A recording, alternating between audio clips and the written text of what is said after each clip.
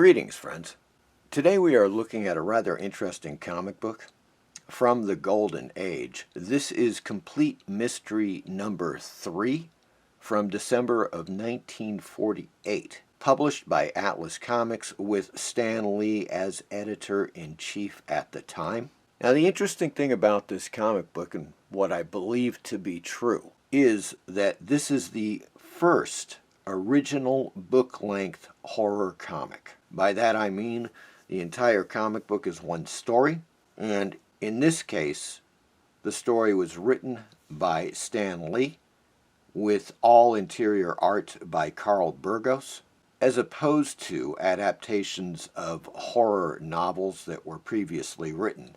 For example, Classics Illustrated and Frankenstein, of course originally written by Mary Shelley in the early 19th century and adapted by Classics Illustrated in the mid-40s. This story, Fear in the Night, was written by Stan Lee for Complete Mystery. And as we can see, taking a look at the 4 issues that comprised the Complete Mystery series, issues 1, 2, and 4 are definitely crime thrillers. However, Stan Lee threw us a bit of a curveball for issue number 3, because in my opinion, this is absolutely a horror tale. And it's the kind of story that is in the general vein of classic horror, such as Oscar Wilde's The Picture of Dorian Gray and Robert Louis Stevenson's Dr. Jekyll and Mr. Hyde. That's not to say that this story has really much to do with those, concept-wise. It's just the general atmosphere and feeling of this story. It is absolutely supernatural horror, combined with some psychological horror elements. Let's take a look at this particular copy that I recently picked up. You may notice something strange about the cover, and that is because this cover is just a photocopy. Now, the seller was kind enough to make a photocopy for this otherwise coverless issue. It does happen to have the back cover, or what's left of the back cover, as you can see. Beginners Experts, America's Finest Harmonica, from Jim Major, the Harmonica Man in Chicago, Illinois. Check out the little story here. Starts up on top with these kids in the street. "Hey fellas, where's Jim? He said he'd meet us here at the show. Let's go on in. The show will be starting." And so they're inside, and the announcer says, "And the winner will be chosen by your applause." And the kid says, "Hey, there's Jim. What's he going to do?" And Jim proceeds to play the harmonica. Boy, listen to Jim play that harmonica. Golly, he's good. He's sure to win. And the announcer says, "And here's the winner, Jim Evans and his harmonica." Later, "Hey, Jim, how did you learn to play so quickly?" "Where did you get that harmonica?" "I got it by mail with an illustrated playing course from Jim Major." Get your precision-tuned Phil Monet harmonica from Jim Major.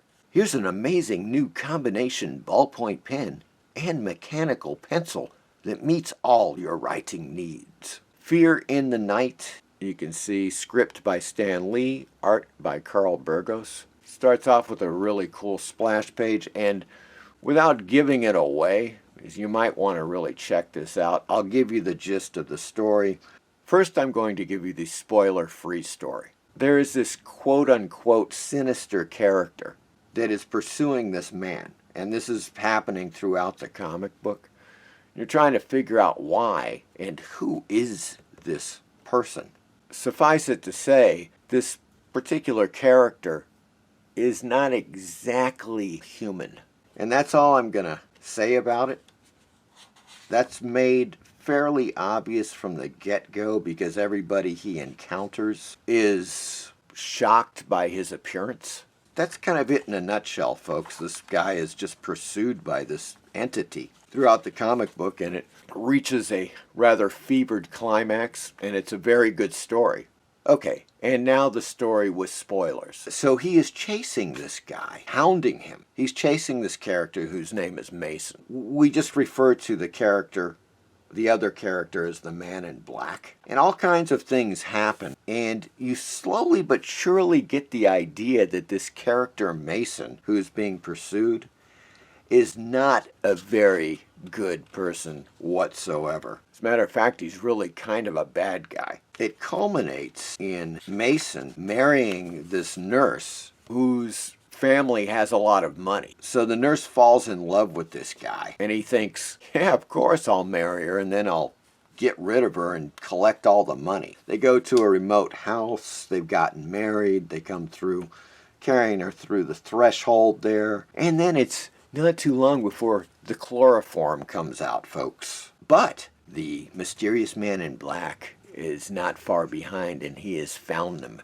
in this remote house. Mason chloroforms the poor woman, sets the house on fire, leaves the house, and is confronted by the man in black. So Mason pulls out a gun, and the mysterious man in black says, "Put down that gun and save that girl." Strange for a monster to say, isn't it? And once again he says, "Save that girl." As Mason is shooting the guy multiple times, nothing is happening. Has no effect on the guy. The mysterious man in black continues to say, "Save that girl. Save that girl." So Mason is trying to run away again, and he's saying, "You're not human. You're a demon, a monster. I'll escape again." And the man in black says, "Fool, there is no escape now." He gets Mason by the neck, and he's saying, "Look at me, Mason. Look at my face." Mason says, "No, no, I won't." And he looks, and the face, it's mine.